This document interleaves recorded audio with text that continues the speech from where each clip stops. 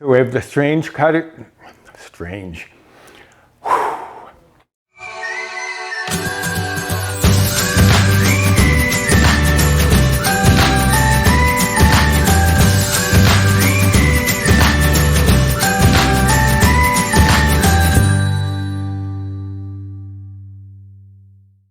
Hello and welcome to my kitchen. My name is Roy. I am a home cook and amateur baker, and I am here on this channel sharing recipes that have helped me to lose over 125 pounds, whether those recipes are mine or someone else's. Today is going to be one of mine, and it's going to be a short and sweet video. At least I hope it is, because a lot of these short videos have not been as short as I thought they would be. So I'm thinking I might need to rebrand them. So leave a comment down below if you think of a better alternative than short and whatever. So today what I'm going to make is a faux cannoli. I love a good cannoli, but having an actual cannoli would be a lot on the bites or points or calories or macros, I guess, for that matter. So what I've come up with is this: 7 ingredients to make a faux cannoli. Now, ricotta cheese is what you used in a cannoli. You could use fat-free ricotta, but I haven't found one that was lower than the fat-free cottage cheese that I get at the supermarket. The supermarket brand seems to be the lowest in bites and points. You can have up to 1/3 cup for just 1 bite or blue point. I'm on the Better Balance plan of iTrackBites, which is equivalent to the WW Blue plan. But I'm only using 1/4 cup of the cottage cheese in this recipe because I found when I used the 1/3 cup, even though it was registering as 1 bite in the recipe builder, when everything got added together, it went to 5 bites for the serving, which is just a little too high for me.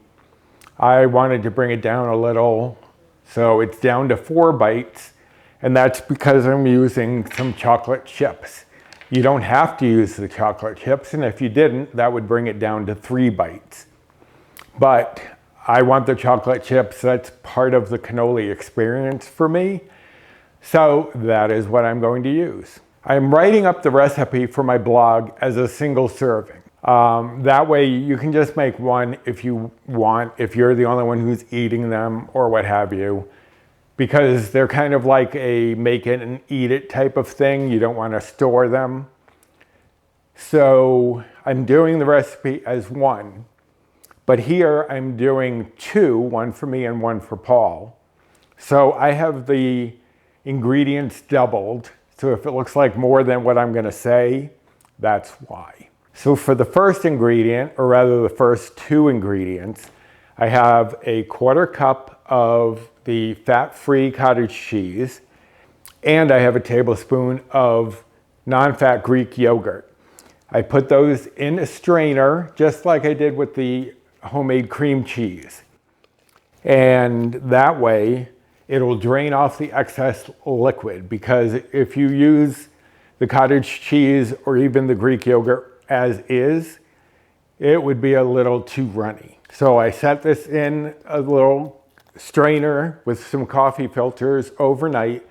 I put the cottage cheese and the Greek yogurt in together because they're gonna merge together anyways, so why not drain them at the same time?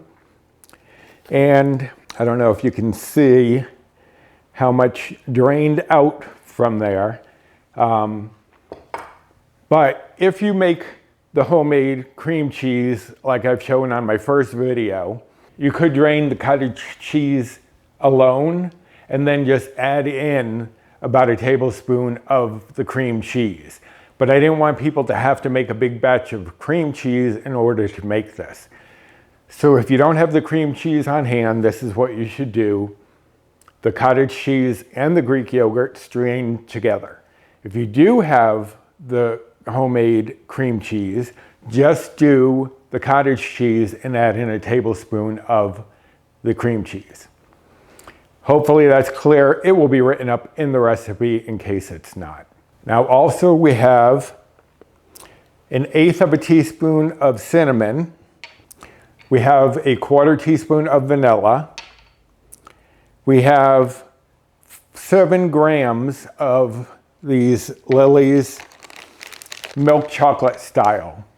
That's what I'm using. You can use whatever you have on hand, whatever you like. I'm using half of the serving, so that only comes out to 1 bite.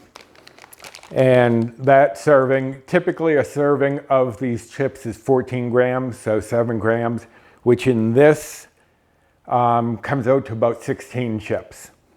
And then we have 2 tablespoons of confectioner sugar replacement, and I used the Swerve. This is what it looks like in case you are interested. I don't get any kickbacks from them. I'm not sponsored. But this is the one I use. This is one I like. I'm sure there are other confectioner sugar. I'm sure there's a monk fruit or whatever else out there. But that's the one I use. The last ingredient, which is where we get the cannoli shell, and may seem an odd choice, these Ortega Flats taco shells. Now,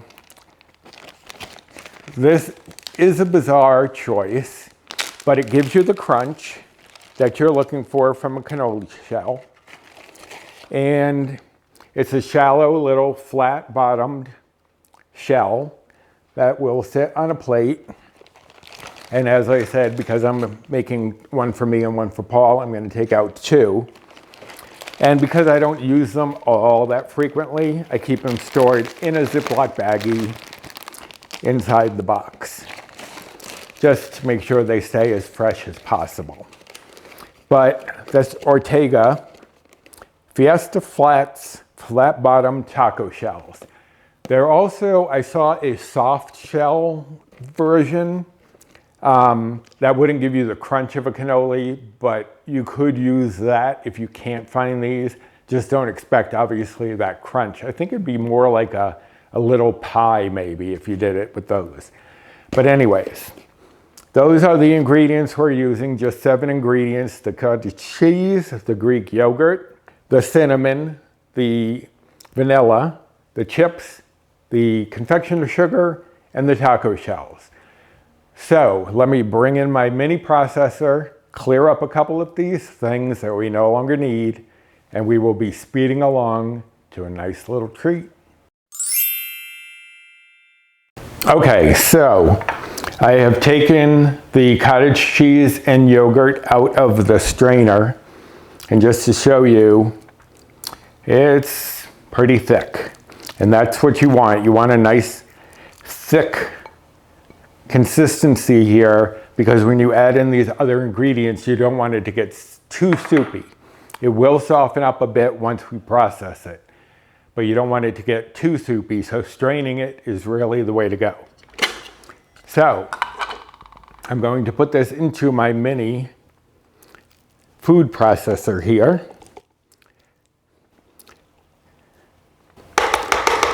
And this is an extremely easy dessert. The longest part of it is the straining. Once you get to this point, you're doing pretty well. So we have the strained cottage cheese and Greek yogurt in here. Gonna add in the vanilla. Gonna add in the cinnamon. Now cinnamon you don't have to add. Not all cannolis have cinnamon in it. You could also, in place of that, or in addition, you could put some orange zest, some lemon zest.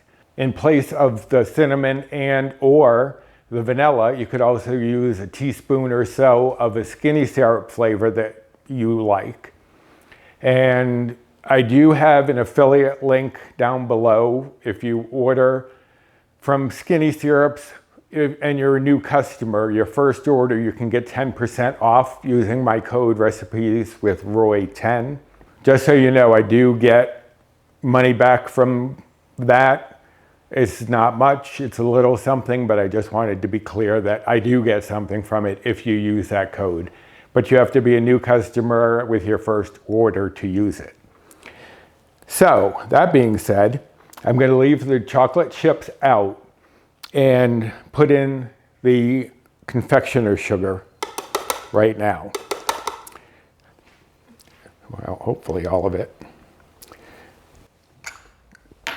And I'm going to whir this up for just a second before I add in the chips.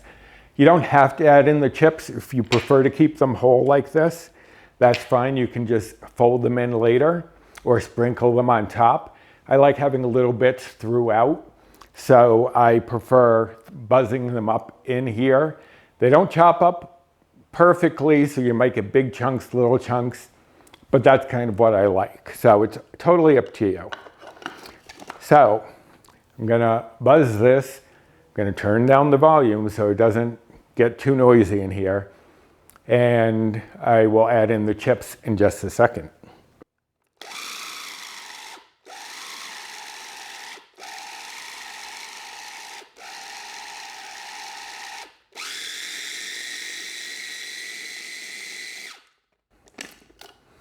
Okay, so you can see it's gotten a lot smoother. It's not perfectly smooth yet. We're going to add in the chocolate chips. But you also want to scrape this down before you do add in the chips, just for any little bits that are clinging to the edges that the blade is not going to get. So now I'm going to add in the chips. Get these out of my way. And I'm going to buzz this to chop up the chips and get that ricotta, get that cottage cheese turned into a ricotta a little more evenly. So I'm turning down the volume again so you don't get overwhelmed with the sound.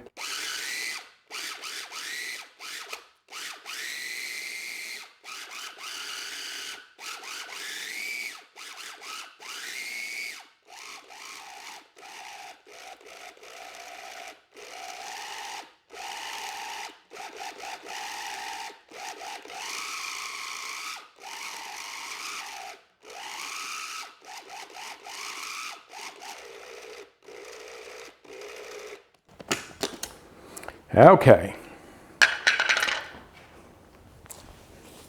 Wipe off the chunks from the previous testing, and I'll show you how smooth it is now. So now it's more like an actual ricotta, just like when I do my faux ricotta pasta. It's the same process. And now I'm going to weigh this just because I'm doing two. If I were only doing one, I'd know it was all mine. But I did weigh my little food processor cup here. So I know this is 186 grams. So it's coming up to 406, so 220, right? 220, 186, yep. So 220, so 110 grams for each of these will do the trick. So let me take out this blade and we'll actually lose a little bit to the blade here. That is the curse of using a food processor. You can't get it all, but we can get enough. Okay, so I'm going to take this, zero it out so I can make sure I'm going to start off at 100 just because, or actually I'll start off at 90 just because some of it did stick to the blade. 86, close enough. Let me try this one now. So it's already got 9, so I have to go to 95 to make this match that one. Now, Even if you are doing this for 2, you don't have to be as anal or attentive as I am. I just like to make sure my bites are calculated correctly. So that's why I am doing this. But if you're only making it for yourself, you obviously do not have to weigh this out. So I'm going to get a spoon and just smooth this over. I want to fill up as much as I can into the corners here to get that cannoli sensation all the way across and to make it look a little more presentable. But you can see the little flecks of chocolate chip in there. The smooth texture of the faux ricotta.